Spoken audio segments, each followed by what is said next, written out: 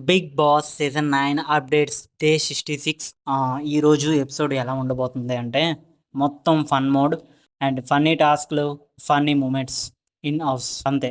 ఈరోజు ఎపిసోడ్ మొత్తం కూడా ముందుగా ఫన్ మోడ్ తోటి స్టార్ట్ అవుతుంది. ఫన్ మోడ్ వెళ్తుంది కదా, మళ్ళీ ఇక్కడ సీరియస్ టాస్క్లు ఎందుకు ఇస్తాడ్రా బిగ్ బాస్ అని అనుకున్నాను. అప్పుడే ఫన్ టాస్క్లు అయిపోయిన తర్వాత సీరియస్ మూడ్లోని కొన్ని టాస్క్లు అయితే ఇచ్చారు. ఆ టాస్క్‌ల్లోనే ఏంటంటే, ఒక టాస్క్ పేరైతే నిలబెట్టు, పడగొట్టు అని తెలుగులోనే ఒక టాస్క్ అయితే ఇచ్చాడు బిగ్ బాస్. తర్వాత మన బంటులు సారీ కమాండర్స్ అలాగే కెప్టెన్స్ అంటే ఉంటారు కదా! ఇచ్చిన టాస్క్‌లోనే ఉన్నారు కదా! రాజులు ఎప్పుడు రాజులుగా ఉండరు. కమాండర్‌లు కూడా రాజులుగా అవుతారు అని చెప్పి, కమాండర్స్ ఎవరైతే ఉన్నారో వాళ్ళు రాజులు అవ్వాలి అంటే, నేను చెప్పిన టాస్కులు చేయాలి అని బిగ్ బాస్ అయితే కొన్ని టాస్క్‌లు అయితే ఇచ్చింది. అందులో 2 టాస్క్‌లు అయ్యాయి ఈరోజు మొత్తానికి.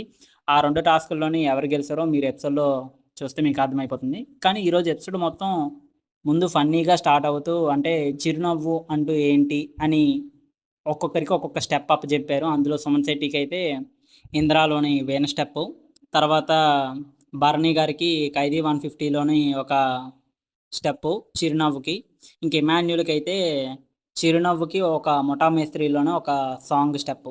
ఇలా ఒక్కొక్కరికి ఒక్కొక్క స్టెప్ తోటి రాజులుగా ఎవరైతే ఉన్నారో వాళ్ళని కమెంట్ చేశారనమాట.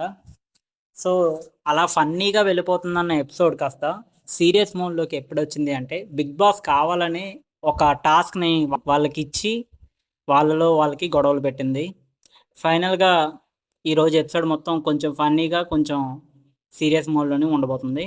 సో, ఇది అండ్ ఈరోజు కూడా ఎపిసోడ్‌లోనైతే సుమన్ శెట్టి, అలాగే భరణి, ఇమాన్యుల్ బాగా ఆడారని అనిపిస్తుంది. సో, నా ఒపీనియన్ అయితే భరణి బాగా ఆడాడు.